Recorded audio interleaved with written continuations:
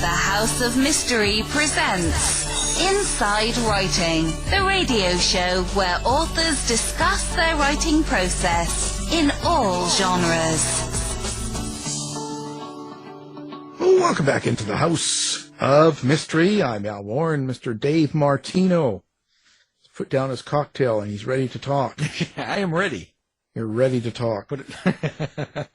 Now we've got a writer, and now she's living in France, and she's Scottish, and her book is called Mum's the Word, and we've got Lorraine Turnbull. So welcome, Lorraine. Thank you very much, Alan. It's great to be here. And hello, David. Hello. So listen, we've been talking before the show, and you seem like such a nice lady. And then when we go into the book, Mum's the Word, and we start talking, it's about, this woman that murders her abusive husband and feeds him to the pigs. So where did that come from? Well, now, I have to go back in time now. I'm a lady of a certain age, obviously, and a long time ago in the past, I used to be a police officer in what was then Strathclyde Police and is now part of Police Scotland. And in my time in the police, I was physically at 26 murders within a 5-year period.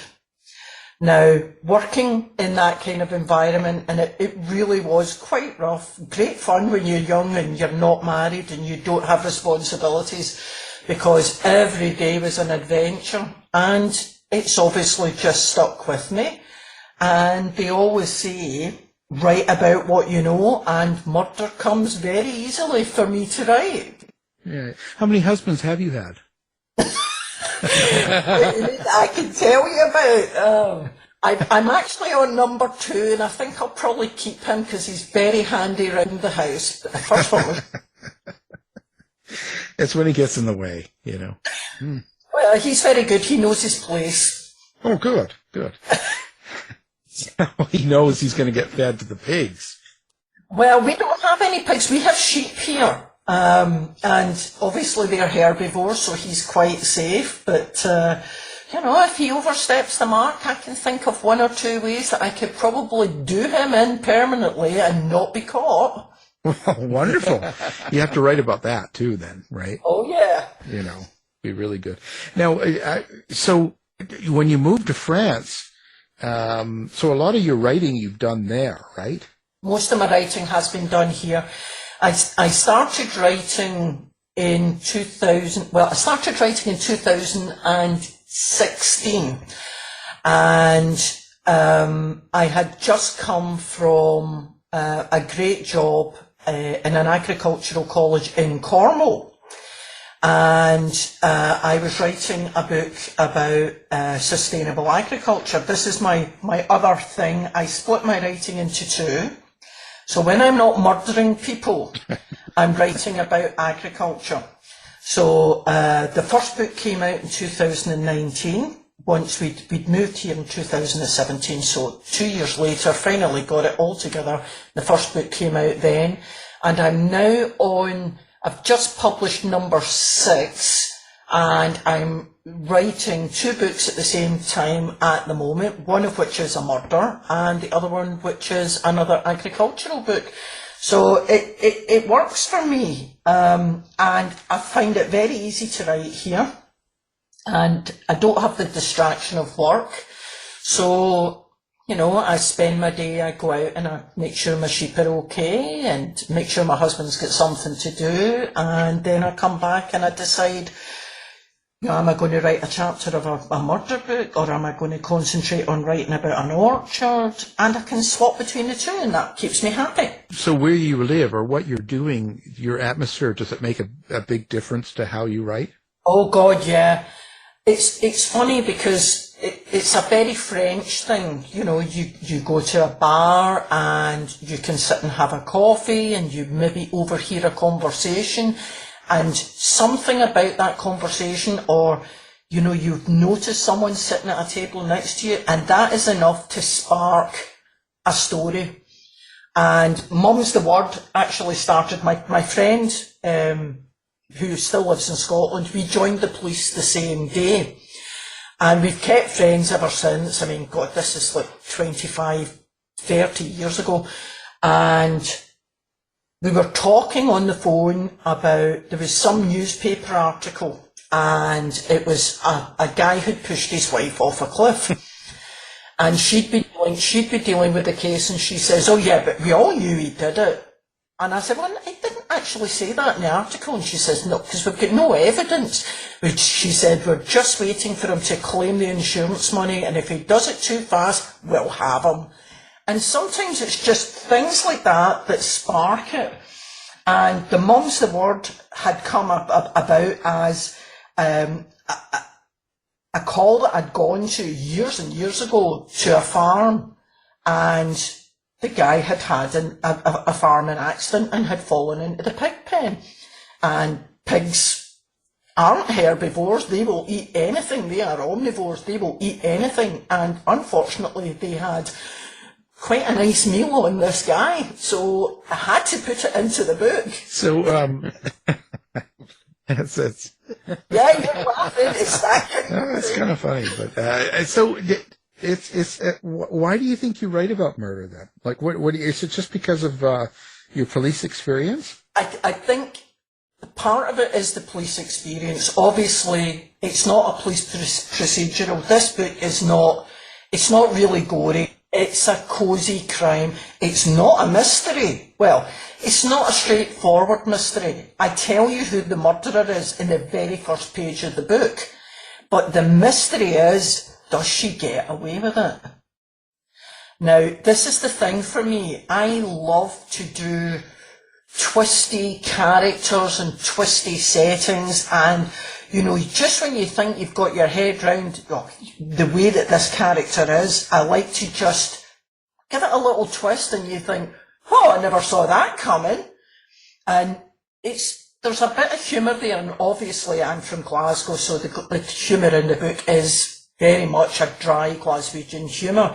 Now, some people like it, some people love it. For some people it's not their thing, but I like to think that I write a quite well-rounded story, and I've had a lot of praise for it, so I'm just going to continue to write these sort of books. And I think for me, to write really strong characters, especially when they seem to be getting away with it, seems to be a thing that really tickles me when I'm writing, so this is what I want to do. Well, do you think you need comedic timing? Help, psychological help. Yeah, but that's, I know I do. Do you think you need comedic timing to create humorous prose, kind of like a comedian, a stand-up comedian needs that when they're telling a joke on stage? I think so, but I think the way that you write also leads, you can see something coming and you're building up towards something, and the reader doesn't always know what you're building up to, but I like to pepper the humour through. I mean, death is a serious subject, and you know, in a way, I don't really want to glorify murder and have, you know, all the disgruntled wives out there thinking, oh, I'll just buy this book and it's basically a prescription of how to commit the perfect murder. That's not what it's about. A lot of it is a kind of pressure release valve. You know, they can commit the murder as this character has done, along with the story, and have a laugh and completely get where she's coming from as a character. But it doesn't mean that they're going to go out and do that. I mean, my son keeps saying to me, if Dad ever disappears, and I'm like, relax, it's not going to happen. I'm keeping that book away from my wife. Yeah. It's amazing the feedback I've got, and I think the characters are the thing. You've got to have a story, but the characters are really important in any story. And if you can get your readers to invest in that character, you're home and dry, but you've got to keep it going. And I'm very self-critical. I go back and I read things and I say, no, that's got to come out, or God, she would never do that. and I change things because I know it's not going to work, and if I can see through it, the reader can see through it. So I'm very, very heavily into editing, and I'll maybe go through 10, 12 edits before I'm happy to send it, to get it out there. Yeah. Yeah, well, it's important. It's important to get it right. Yeah, you know it, right? So, and how do you experience your characters? Like, what's your relationship with the characters you write? Well, when I was writing Mum's the Word, I started to really kind of empathise with the main character, Anne-Marie. And there was a lot of kind of self-discovery, and I was thinking, this is really like me, this is autobiographical. And then I thought, no, it's not. No, it's not. I would have never let a guy like that push me about in the first place. And then I think as you develop the character, sometimes they just take on a life of their own. I mean, I found this in the book that I'm writing at the moment. It's just changing, and they take control, and you're like, who's this person? Who's Marlon Stone? Where did she come from? But she's written herself into this story, and then there's this guy that turns up, and I'm like, where did he come from? And sometimes that's a great thing in a book, and you just think, right, okay, we're going to go with it. And the point with Mum's the Word was that the mother of the main character ended up being quite a central, a role. And a lot of the feedback that I'd had from readers was, would you do a sequel all about her? And I thought, don't know about that. I wouldn't be able to do it as a murder. It would be, two sides of the family, and I don't know. But you never know how these things are going to go. And the characters, you have somebody in your mind's eye that you can visualise. And that would be the physical representation of the character. But the character traits you can take from various folk that you meet, like someone you see at the bar, or your sister, or your daughter. I've written a lot about my daughter in this book, so but you've got to be careful. You've got to kind of change the names, protect the innocent. Make sure you don't get done for libel. That's part of the joy of writing. Absolutely. Well, are you the type of writer that can hear your characters? Do you have an inner monologue? I'm just trying to find out if you're hearing voices. Yeah, a lot of the time, and I can really see them when I'm typing it, and I type very fast. I tend to do about 2,000 words a day. And I go back and I read it through. So my working, I tend to work in the morning, and the plan is I sit down, I have my coffee, have my croissants, and then I sit and I think, right, today I'm going to do a chapter. That's rare. But I'll get half a chapter done, and then the next day the first thing I do is read through it, and that's when I start going back and editing. And it's really useful because not only am I editing, but it lets me pick up the story, and I'm in the flow again. But all the time they are talking to me, or they're in the background. I mean, the book that I'm writing at the moment has a swearing parrot in it, and all I can hear when I'm typing is Billy the parrot swearing his head off, and I'm there with the main character going, for God's sake, Billy, will you shut up? Do you find yourself waking up in the middle of the night hearing voices and, dirty shoes and a shovel in your hand or something? No, but I do wake up sometimes in the middle of the night, and I've had an idea, and I keep paper and a pen next to the bed, and I keep a Sudoku puzzle next to the bed as well. And if I can't sleep, if something's woken me up and it's on my mind, I'll write it down, but sometimes I have to sit and work through a Sudoku. So last night, I'd gone to bed early because I was really tired. So of course I woke up about 3 a.m. and did about 10 minutes of Sudoku, and then I was thinking, how did he get the money in her bag? How did he get the money into her bag without her noticing it? And then 5 more minutes of Sudoku, and I'm like, it was in the library. And it just comes to you. So it's like, if I don't write it down, I can't remember. And, you picture these people, they have a kind of thing going on, and when you're sleeping, it's acting it out. It's ridiculous because it goes on for months. I mean, normally I take about 3 to 4 months to finish a book. And I have this nightly during the day when I'm at the supermarket. I'm picking up things from other people. I'm picking up ideas, character traits, even something about the way that they're dressed. It could be the dog that they have or the shoes that they have. And it all goes into the book. Wow. They don't let you drive, do they? Yeah, but my husband hates it if we're driving. I mean, it's so funny because I'll say to him, could you do this thing and would it work? Like, if you had this thing in a ladder, and he was talking about ladders last week, and I said, how high would a ladder have to be on the side of a house so that if you fell and hit a patio, you would die instantly? I have conversations like that all the time with him, with my friend who's just retired from the police, with my daughter-in-law, who is, she's in the police down in Cambridgeshire, and I'll have this, because their system's different than it is in Scotland, so I'll say, you have fatal accident inquiries. If somebody dies suddenly, is it always a fatal accident inquiry? And she's like, I can't talk about this. And I'm going, oh, it's a general question. So you're still very romantic with the husband then. Well, but it's funny. We have a very good relationship. We've been married now nearly 19 years. I do not know how he puts up with me. He never reads any of my stuff. He says he doesn't need to read it because I talk about it all the time.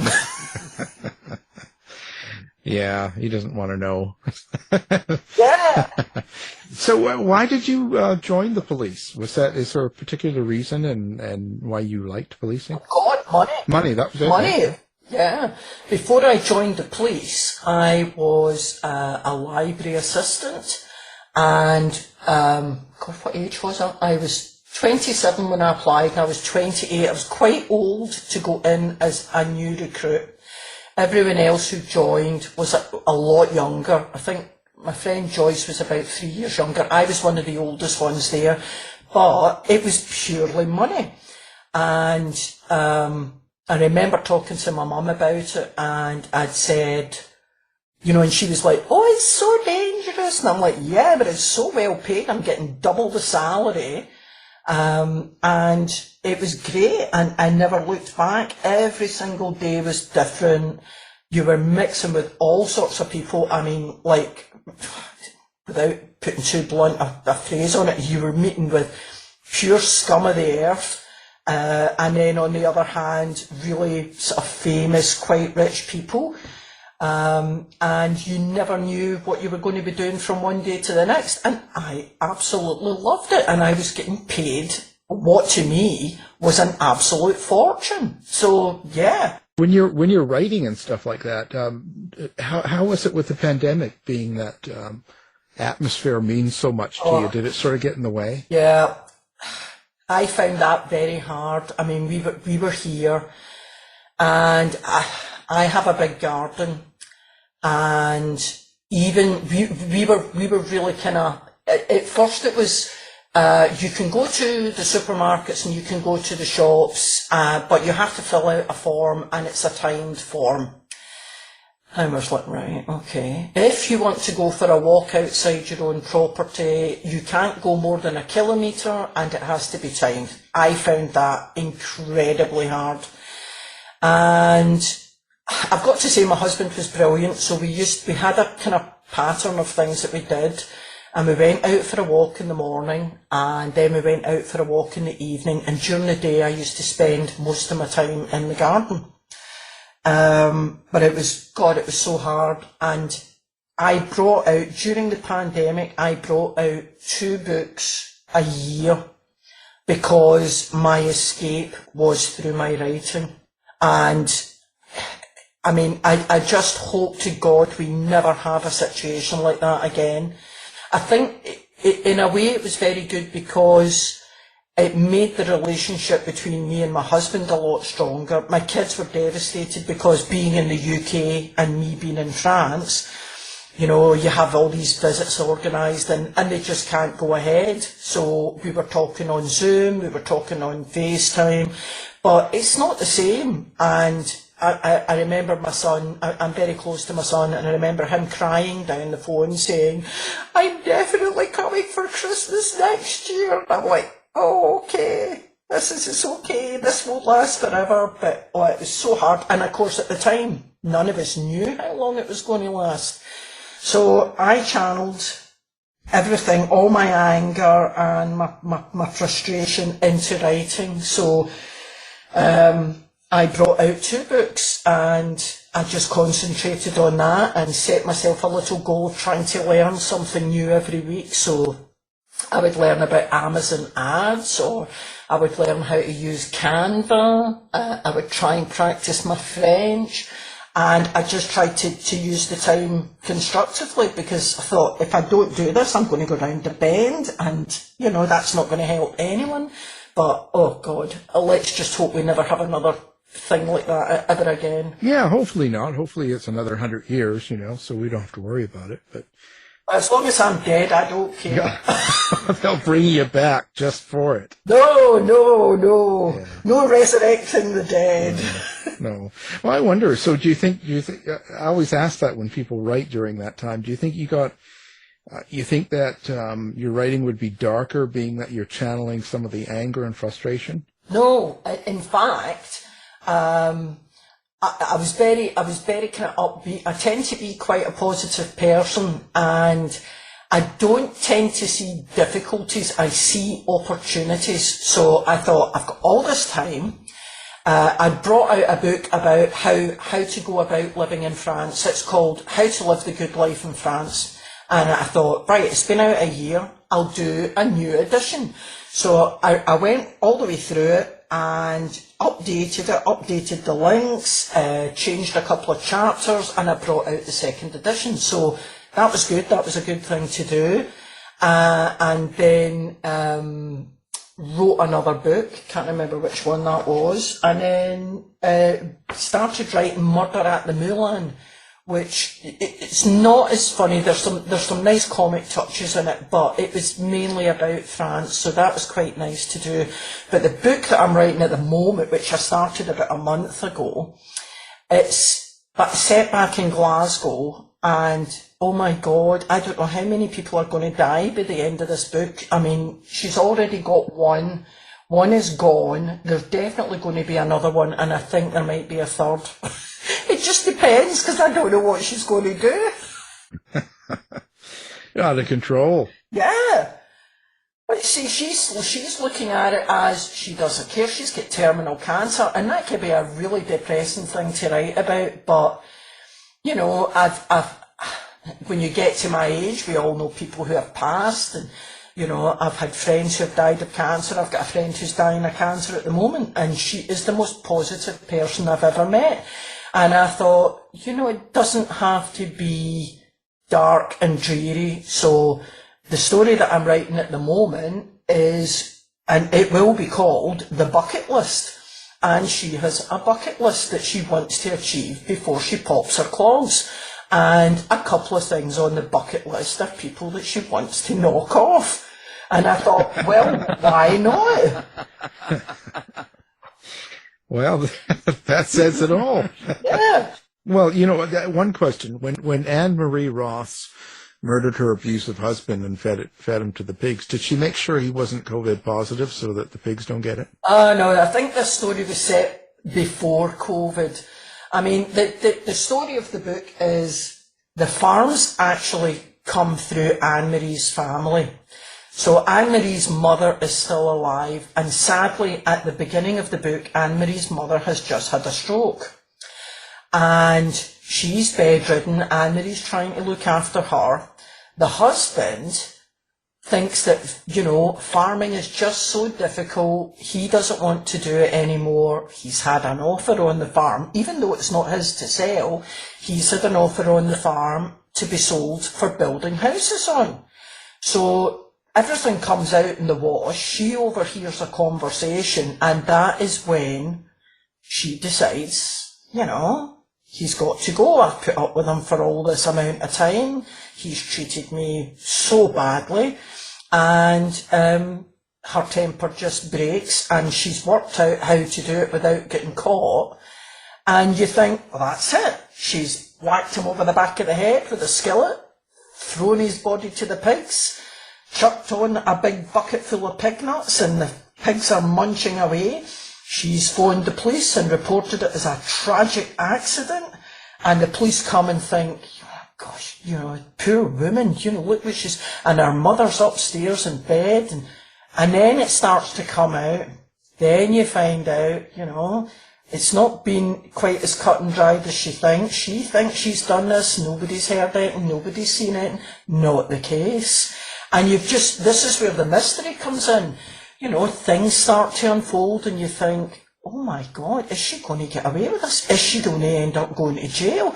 What is happening? And it's the character. You start to invest in the character. Now, I have to say, the abusive husband is not the only person to die in the book. They start to take on a life of their own, as these things do. And, sadly, another couple of guys die. And I was telling my brother, and he said, why is it all guys that die? And I went, they deserved it. And he went, when you write another book, are you going to make the women die? And I went, I don't know, I might do that. Well, as long as it's not the local radio guys, Yeah. No. Although, I mean, I went to a radio interview in North Devon, and it was at 10 o'clock at night, and it wasn't that far away from where I lived in Cornwall, so I drove up, nice drive, up beside the sea, went in to see this guy. So he was a smallholder like me, he had animals, we would get chatting, and I thought, you could murder him in here that no one would know. You just put one of these tapes on that they put on, with the music that goes for 15 minutes and nobody talks. No one would know. Oh, there you go. There are opportunities everywhere. This is the thing. And it's just having that kind of possibly slightly warped mind that you can see opportunities everywhere. And I'm sure this has come because of the police. I'm sure it has. Yeah. Oh, so when someone picks up a book and reads it, like let's say Mum's the Word, what do you hope that they take away from that book, or what do you hope that they get from that book? Well, I hope they enjoy the story.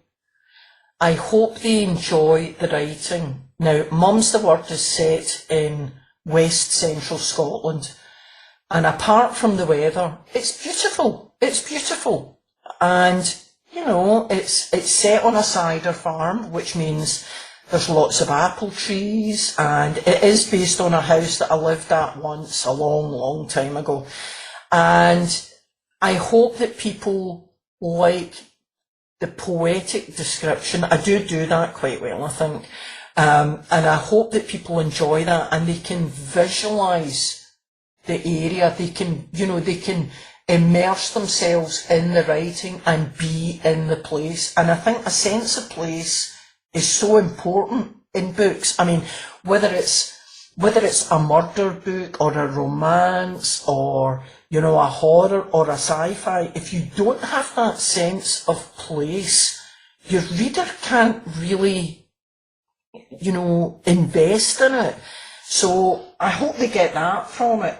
I'd like to think that the humour comes out as well, especially Mum's the Word. I enjoyed writing it, and I know I'm the writer, and it's my sense of humour, but my daughter read it, and apart from the critical thing she was saying, like, you've used this word 3 times in that sentence, you need to edit it, but she said, that's actually really good, Mum. And she says, I bought 3 copies to give to my friends for Christmas presents. And I thought, that's what I want. And it's great when you get a little bit of feedback. And the great thing is, if you, I don't know if you do this, David might do it, I don't know, but I read every single review I get. I read the bad ones and I read the good ones. So one of the books that I'd written before, it was very autobiographical, and a guy had given me this review, and it was there's no way these things could have happened in this book. And I'm reading it on the screen and I'm going, it's true. Everything that I wrote in that book is true. And it's some of the reviews I got for Mum's the Word were brilliant. They really touched me. And they're useful to go through because sometimes you see patterns emerging. So you're reading your review and you're thinking, they all like that character. I wonder if I can develop that in another book. So in Mum's the Word, Isa is the mum, and I'm thinking maybe I will come back to that or do a prequel. But everyone wants to know more about Isa and Isa's story, so it's good to have. So, you know, it depends. Every reader's different, and I think, I don't know, a lot of readers tend to focus on one genre. They like romance books, or they like books that are set in a foreign country, or, you know, cosy crime. Everybody likes Agatha Christie. So it's interesting to see what people are looking for. How do you create your main character or characters? Like when you have one or two main characters, are you putting a lot of yourself into it, or is it really kind of based on someone you've seen? I think the main character in Mum's the Word, the Anne-Marie one, there's a lot of me in there. The Isa one, I would say I can picture her in my head, and she's a famous Scottish actress. She's getting very old now, but I can just see her doing the dialogue, and a lot of the character traits were based on a very good friend of mine who died about 15 years ago, and whenever I read it, and it's funny, so sometimes I'll just pick a book up and I'll just read through it, and I've opened it for a reason, like to check the size of the font, something like that, and I find a sentence and I start reading it again, and it takes me back to that person. I mean, the baddie in Mum's the Word, the guy who is the husband who gets murdered right at the beginning, I mean, he's not been based on my first husband or anything like that, but it's a mishmash of people that I have met, absolutely obnoxious characters that I have met in the past. And it's just like Frankenstein's monster. You take a bit of this from that person, a bit of that from that person, you know, maybe this guy's job or whatever, and you put it together. And some things work. I mean, when I started writing the book, he had a different name, and it was only when I got into the second chapter and I thought, this isn't this guy's name. He's a Billy. He is a Billy. So it was like I went back and changed it. So, you know, you don't know how things are going to turn out, or, you know, you get to chapter 5 and you realise, even though you can picture that character quite clearly in your head, you haven't made it clear to the reader what she looks like. And I know when we're all reading a book, and this is the thing, you read a book and then the film comes out, and because you've read the book, you have this mental image of that character, and then the film comes out, you think, that's nothing like them. So are you taking people you don't like and you kill them? Yeah. Like people that do bad reviews? Yeah. Someone gives you a bad review, I'll just note down their name. Oh.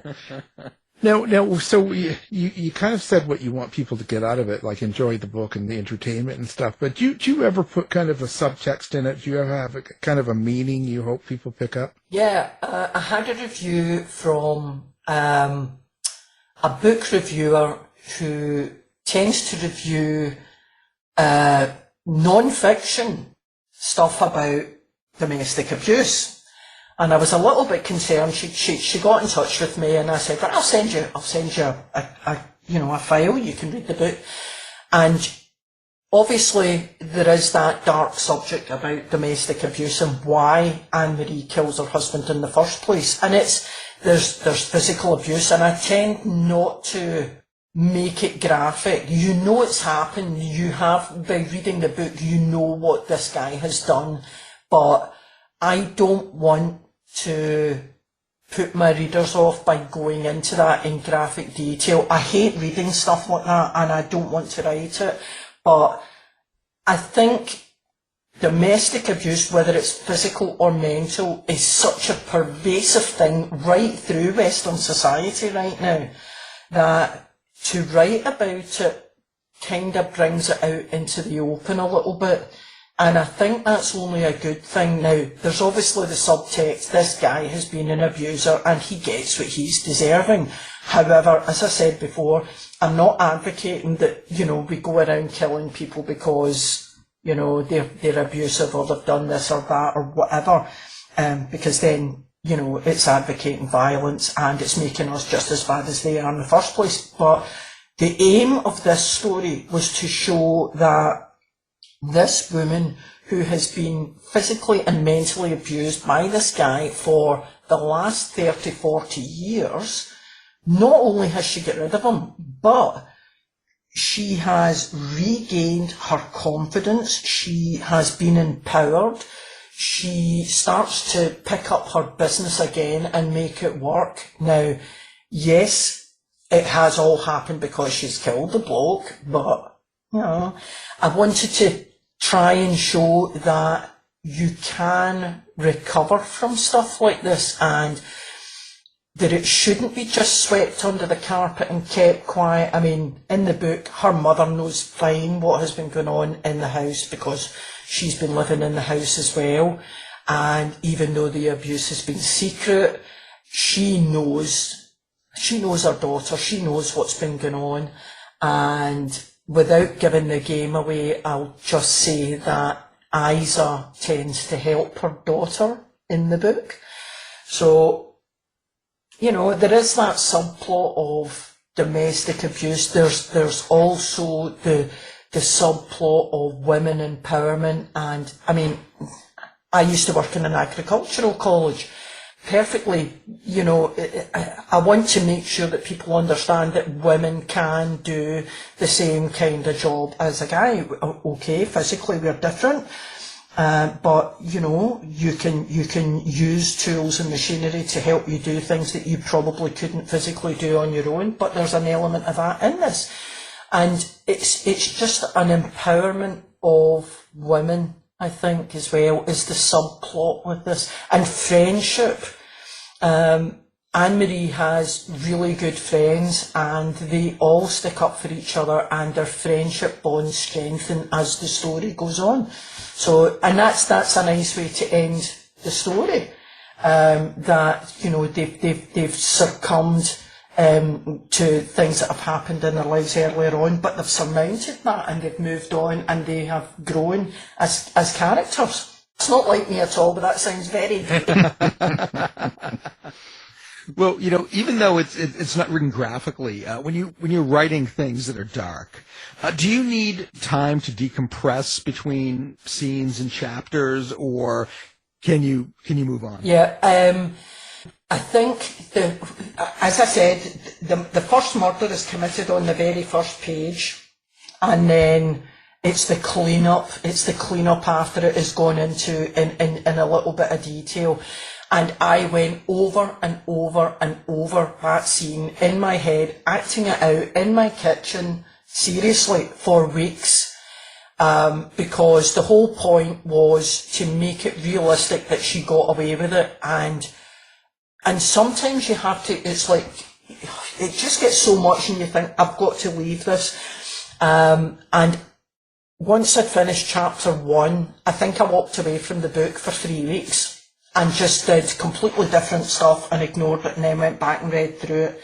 And there was things that I'd written on a check sheet that I didn't want to kind of dwell on. So it was like, is it gory? Is the character developed enough? Is the crime realistic? Is the cleanup realistic? What would be the follow-up as far as the police were concerned? So there was a lot of checking up, because I don't know about you, but if I'm reading a book and there's something, it's like, okay, right, here we go. People who don't live in Scotland or who have never lived in Scotland, they go on and on in a book about a description of Scotland. So Billy Connolly, who I'm sure you've heard of, once said in one of his shows that some singer had gone on and on about the blue misty hills in Tiree Now, Tiree is an island off the west coast of Scotland. It is as flat as a billiard table. There are no misty hills. There are no hills at all. There are no trees on Tiree. It is literally like a green billiard table. I read some things in books and they're totally unrealistic. You know, you'll read about characters doing such and such, or they've done this thing, they've committed this murder, and I just pick holes in it because, you know, even though times move on and it's a different world forensically now than it was in Agatha Christie's day, but there are just things and you think, that would have never have happened, or there's no way she could have done that.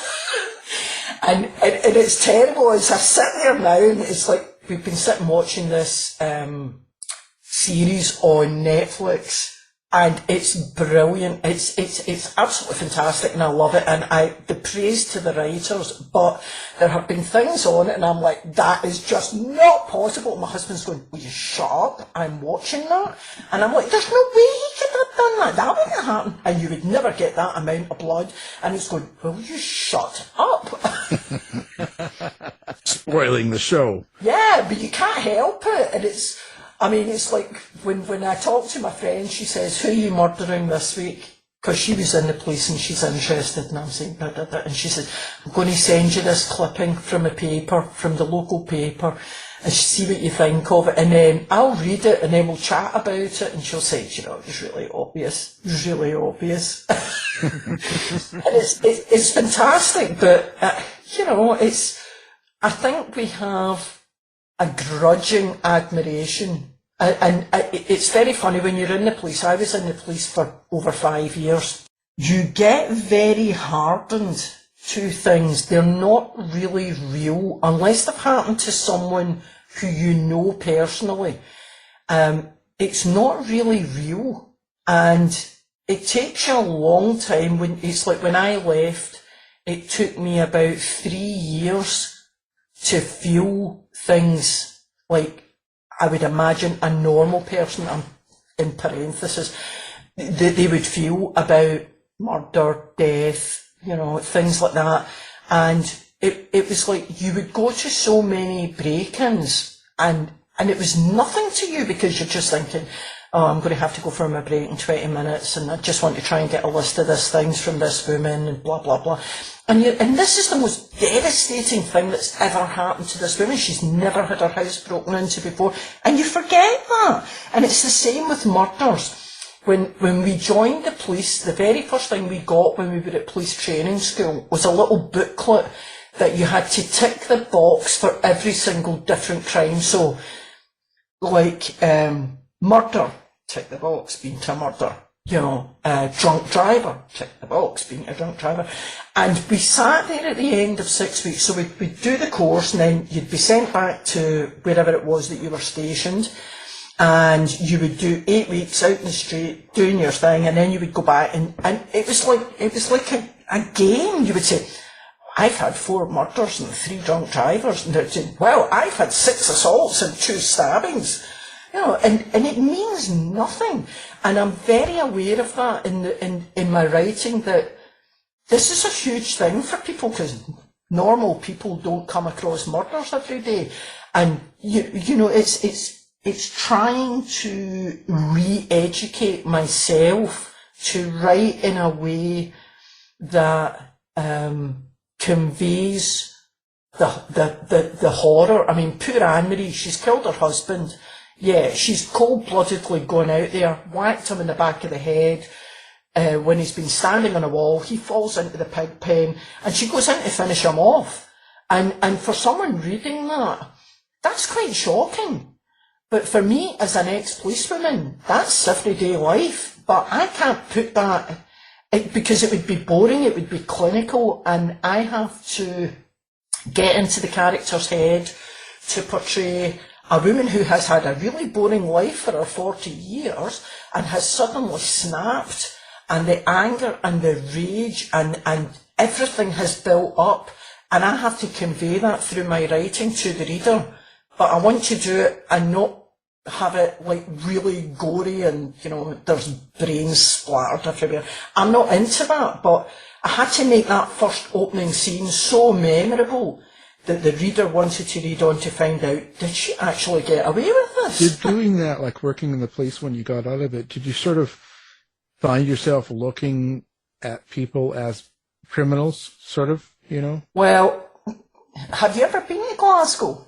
No, that's as far as north as I've been is Blackpool. So Right. So when we lived in Cornwall, one of the things that people used to say, they get to chat to you, and obviously the accent is a real strong giveaway from where we're from, and people would say, "Is Glasgow really as rough as, you know, you see on the TV?" And I'd say, "Yeah." And they'd go, no, but is it really? And I'll say, oh yeah, it's really, really rough. And I mean, when John and I lived there, we wouldn't go into Glasgow at night. You know, it's like, you know, people would say, oh, why don't you come along to this thing? And I'm like, no.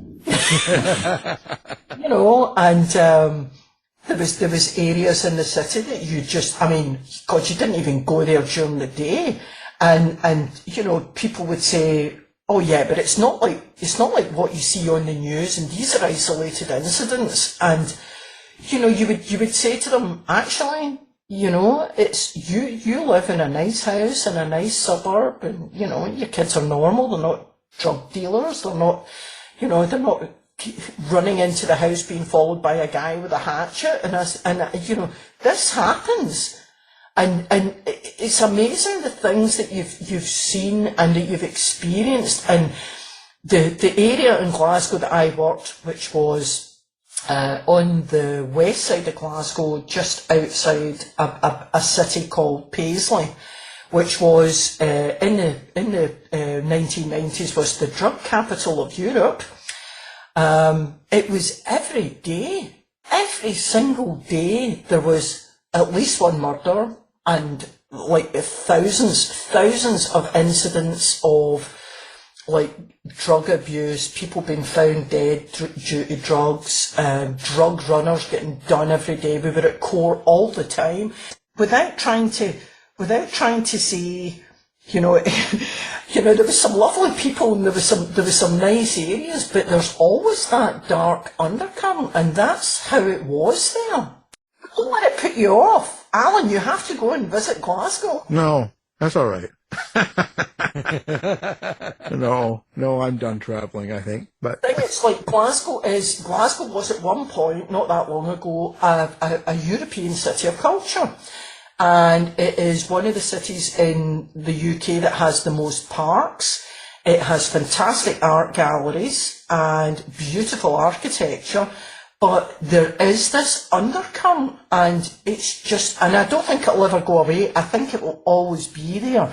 Now, I'm not always going to set all my murders in Glasgow, but it's really helpful because I like the Glaswegian humour.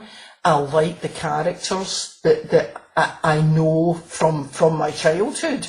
And I know the setting. I mean, I've set one murder in France and it was lovely, but it's just not got that dark undercurrent.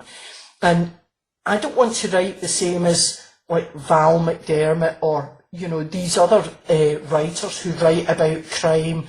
And you can tell by the covers, there's loads of blood, it's really, really dark. I don't want to write dark. I don't want to do that. I want to still write murder, but I want to make it slightly cosier. Yeah, there's a murder, but it's more about the characters, and there is a bit of humour in there. So sometimes it's quite dark humour, but that's just, I think, the way I am. So yeah, write about the happy part of murder.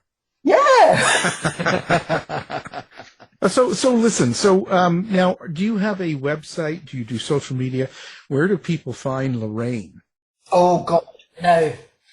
I do Twitter, but I'm very political, so we won't go there. I mean, that's all right. Americans aren't political. Oh God, I'm really political. I'm amazed I haven't been banned off Twitter yet, to be honest. I do have a website now, which is LorraineTurnbullAuthor.com. And that's just a new thing. I just started that in January because everyone kept saying, well, you need to have a website. Facebook, I am Lorraine Turnbull author. And I do Instagram, but I'm thinking of ditching that because, I don't know, Instagram just doesn't really kind of do it for me. So the Twitter thing's more a kind of personal thing. I do tend to put stuff about my books, but Facebook, as I said before, I write either murder or I write agricultural, and I've got a big following in some of the farm groups and smallholding groups on Facebook, and that's great. It keeps me sane. I go out in the morning, I pat my sheep, and you know, they follow me around the field, and I love all that. But you know, I sit there and I think Frank Egan has to die. You know, and then it's like, it has to be really quite bad. It has to be something that he deserves because he's so bad. So it is funny, and it's like, and I do put things on social media, and people are great. It's like I'll put little cryptic things like, who's been on a cruise? And then someone will private message me and say, you can't bump them off the back of a boat because they've got cameras now. And I'm like, oh, okay. So, and then they'll suggest something else, and then somebody will say something and it twigs an idea, and then I'll go off and I'll research like taxine poisoning.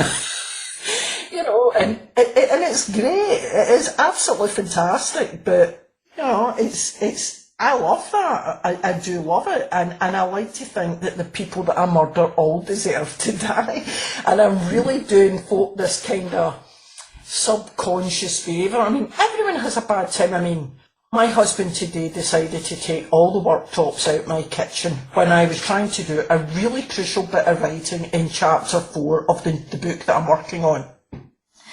And my God, he was hammering and sawing, and I don't know what he was doing, and I kept saying, look, I'm trying to work. And he says, no, I've started this now, I have to finish it, I'm taking all these worktops up, and I'm like, I'm trying to work, I can't think, there's too much noise. So of course I'm sitting there and I'm thinking, I've got this Frank Egan, blah, blah, blah, and then all I can hear is a drill, and I'm thinking, do you know, one of these days I am absolutely going to kill him.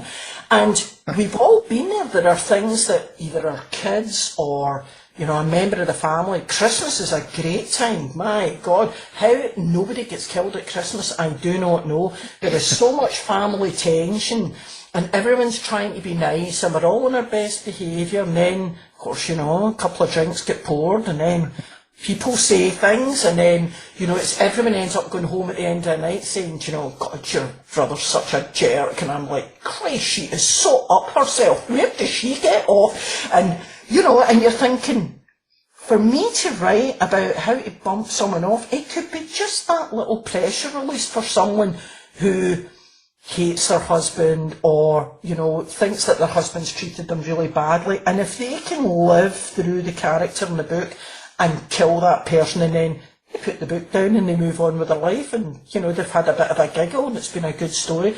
But it's someone who has, you know, maybe empathised with how they're feeling, because they're looking at the woman, they're going, my husband treats me exactly like poor Anne-Marie. I can completely understand why she whacked him, you know. And this is why I write the way I write, and I do hope people get it. It's very difficult, because I think British writers, and I even see it within Britain, English writers write differently from Scottish writers. I mean, we're a lot more brutal, and I think we're a lot more spare in our description and in our stories than the English are. But American crime books are completely different. I mean, I've read a couple, and I've had to stop and reread a whole chapter, because, you know, it's some of the plots are quite far-fetched, to be honest. But I'm trying to put myself into a situation that I'm not familiar with. And it's like, I read one book, and it was a cop who'd gone bad, so he was the baddie, and he'd married this girl. She was about 16 or something, and she'd just come from home, and she was like really naive, really silly, and he was really abusive and controlling. And I'm reading this thinking, just so far-fetched. But I thought, no, it's in America, it's different. They have a different way of, living, and even in America, there's different things from, like, in the south and in the north and in cities and in the countryside. And I think that's important. I don't know how many American readers would really connect with Mum's the Word, apart from the Glaswegianisms and things. I don't know if they would really connect with that. You'd be surprised. You never know. Yeah. You never know. Well, this has been a pleasure. We're kind of out of time here, so I've got to wrap her up. But we've learned a lot. We learned to stay away from Glasgow, and we learned, never to marry a woman with pigs. And please, there's all sorts of things we've got here now. So we will remember this. So now the book we're talking about is Mum's the Word. Yeah. Our guest is the author of that, Lorraine Turnbull. So thank you for being here. Alan, it's been an absolute pleasure. Thank you so much for having me. Thanks, Lorraine.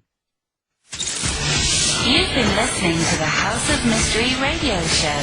To find out more about our guests, hosts, or shows, go to www.houseofmystery.com.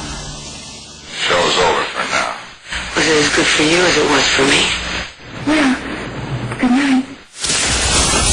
This has been a production of Something Weird Media. I'll be back.